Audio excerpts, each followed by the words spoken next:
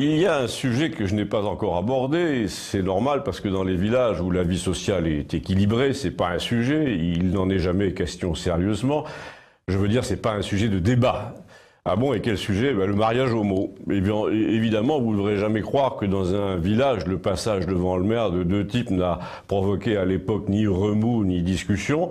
Je vous rassure, on en a parlé, mais on se référait en fait aux polémiques qui se déroulaient ailleurs. Le cas ne s'est présenté qu'une fois à Campagnol, entre deux garçons qui étaient d'ailleurs arrivés de la ville.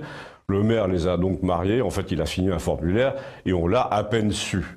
Dans le village voisin, en revanche, la chose s'est moins bien passée. Le maire, qui était un gueulard, qui se tapait les femmes des autres, qui conduisait une grosse voiture, qui a vendu un terrain de 10 mètres carrés pour 5 000 € à sa propre mairie, et qui a fait embaucher la secrétaire de mairie parce qu'elle était sa maîtresse, a déclaré qu'il célébrerait jamais cette mascarade de mariage gay. Du coup, il a obligé tout le village à prendre parti, ce qui était d'autant plus ridicule qu'il n'y avait jamais eu une seule demande de mariage gay chez lui, mais bon. D'ailleurs, depuis, il a perdu son mandat contre une lesbienne, et tout le monde a pensé que c'était bien fait. Mais à Campagnol, la question n'a jamais fait débat pour une raison assez simple, c'est que chez nous, il y avait beaucoup de célibataires masculins et surtout dans les mêmes familles. À croire que c'est génétique. Oui, à la campagne, surtout en pays d'élevage, on a tendance à croire que certains trucs sont génétiques, que voulez-vous. Donc celui-là. C'est pourquoi personne ne leur en veut vraiment.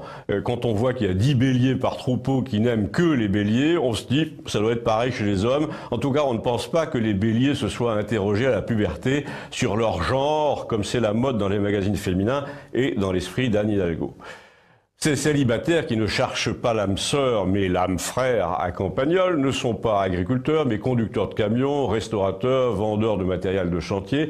Il se trouve qu'une poignée d'hommes assez influents dans le village ou le canton, une quinzaine environ, vivent sans épouse ou sans copine alors qu'ils ne sont ni repoussants, ni coincés, ni efféminés. De temps en temps, on apprend qu'ils sont partis en vacances quelque part au soleil, soi-disant seuls, mais en fait, quand on voit les photos sur leur téléphone, on comprend que non.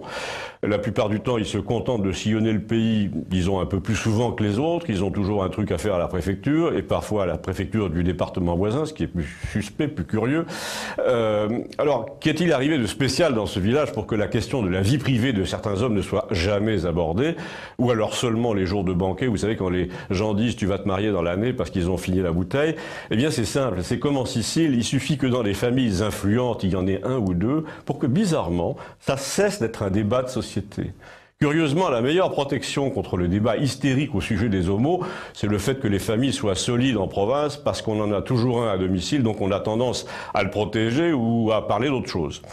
Pendant le débat sur le mariage gay, on a vu la passionnariat socialiste du canton essayer de monter des tables rondes, mais les chasseurs, les ouvriers municipaux qui connaissaient des hommes comme ça, souvent parce que c'était leur patron ou leur copain d'enfance, ont dit bon Geneviève, là si tu pouvais la boucler un peu, ça arrangerait tout le monde. Et c'est curieux, mais elle a fini par la boucler parce que son frère, un célibataire de 45 ans, lui a dit lui-même, lui aussi, Dieu sait pourquoi, que ça suffisait. Si vous avez des réflexions sur le sujet, elles m'intéressent. Merci.